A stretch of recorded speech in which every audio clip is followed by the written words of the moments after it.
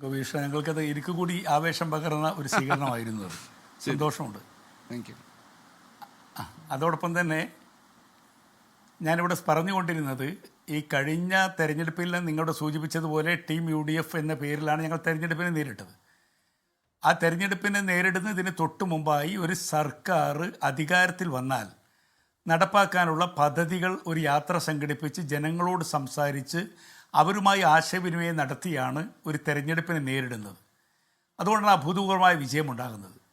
സ്വാഭാവികമായും ആ team UDF എന്ന സ്പിരിറ്റ് ഇന്നേ മിനിറ്റ് വരെ നിലനിർത്തി മുന്നോട്ട് പോകുന്നു എന്നതാണ്. അതിനപ്പുറം അങ്ങ് പറഞ്ഞതുപോലെ ഏതെങ്കിലും രീതിയിലുള്ളൊരു അഭിഹിതമായി മറ്റാരെങ്കിലുടെയും ഇടപെടലുകളോ അങ്ങനെ ഒന്നും ഉണ്ടായിട്ടില്ല.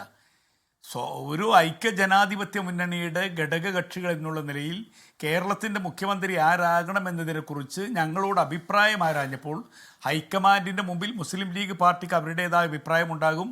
ആ അഭിപ്രായം ഞങ്ങൾ പറഞ്ഞു എന്നതിനപ്പുറം എല്ലാവിധ തീരുമാനങ്ങളും ഒക്കെ കൈക്കൊള്ളുന്നത് കോൺഗ്രസിൻ്റെ ഹൈക്കമാൻഡാണ്. അവരെടുത്ത തീരുമാനമാണ്. കോൺഗ്രസ് പാർട്ടിക്കകത്തുള്ള ഇവർ ചർച്ച ചെയ്യപ്പെട്ട ഓരോ നേതാക്കളും ഒന്നിനൊന്ന് മെച്ചപ്പെട്ടവരാണ്. ആ കാര്യത്തിലൊന്നും ആർക്കും ഞങ്ങളാരും ഒരു അഭിപ്രായ വ്യത്യാസമുള്ളവരായിരുന്നില്ല.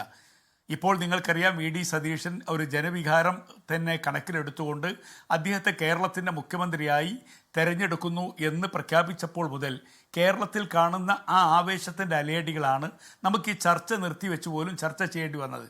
അതുകൊണ്ട് ഇവിടെ ഏതെങ്കിലും ഒരു പ്രത്യേക ഇടപെടലോ സാമുദായികമായ ഇടപെടലുകളോ ഒന്നും ഞങ്ങൾ കാണുന്നില്ല. കേരളത്തിലൊരു മെച്ചപ്പെട്ട ഭരണം വരും കാലങ്ങളിൽ ഉണ്ടാകുമെന്ന ഉറച്ച ആത്മവിശ്വാസമാണ് ഞങ്ങൾക്കുള്ളത്.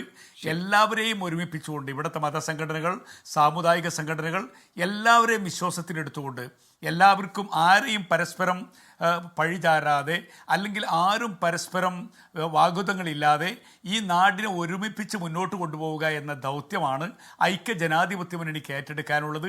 മുസ്ലിം ലീഗ് എക്കാലത്തും ആ ദൗത്യത്തിന് മുന്നിൽ നിന്നവരാണ്. ഞങ്ങൾ ഈ ഗവൺമെൻറ്റിലും ആ ദൗത്യം നിർവഹിക്കാനാണ് തയ്യാറെടുക്കുന്നത്. ശരി.